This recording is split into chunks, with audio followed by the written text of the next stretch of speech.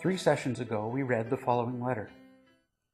Dear Greg, about once a week I have to work with the head of another department in our business. I have to go up to her floor, and I'm not there very long, but she is rude and short with me almost every time. She's not very nice to the people she supervises either, but I have noticed that she can be pretty nice to certain people.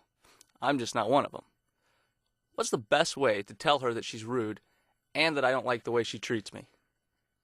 In the last 3 sessions, I said that this department head, Gladys, treats you badly because it gives her a sense of power. It's a trading of imitation love and a dance of getting and protecting behaviors that is familiar to her. She enjoys that dance and trading better with some people because they do it in a pattern more like the one she's accustomed to.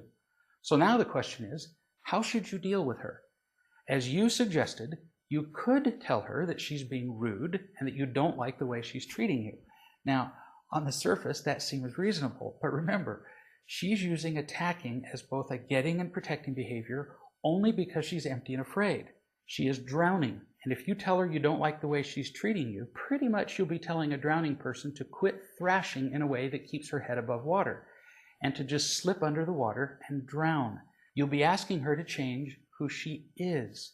She doesn't know another way to behave.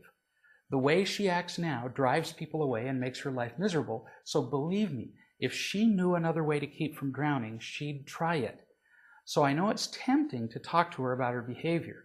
We have these visions in our head that if we tell people politely and logically that they're behaving badly and hurting us, that they'll look at us with wide-eyed surprise and say, "Oh, my goodness, I just didn't realize I was doing that. Why, thank you for telling me." The odds of that are very slim indeed. Gladys, for example, is an empty and angry woman, and no matter what words you use, she is virtually certain to take your observations as an attack. She is not likely to be grateful to you. So, what other options do you have?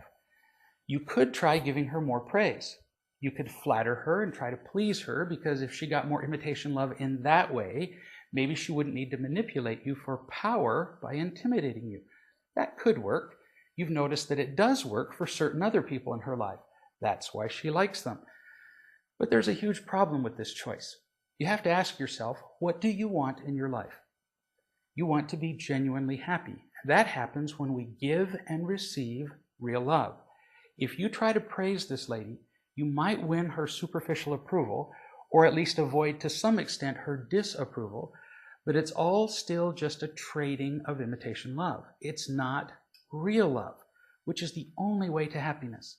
No matter how successful you are in the trading of imitation love, you still won't be happy.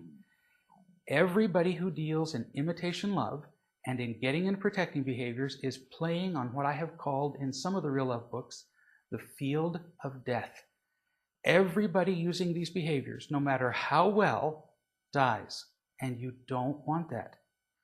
Another choice. You could be even more intimidating to her than she is to you.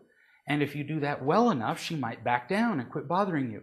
This woman is a simple bully, and bullies pick on people who are easy prey. They don't pick on people who hurt them back. It's not worth it to them. Bullies are cowards. So, what could you do with this woman, other than praising her, intimidating her, and otherwise manipulating her? We'll talk about that in the next session.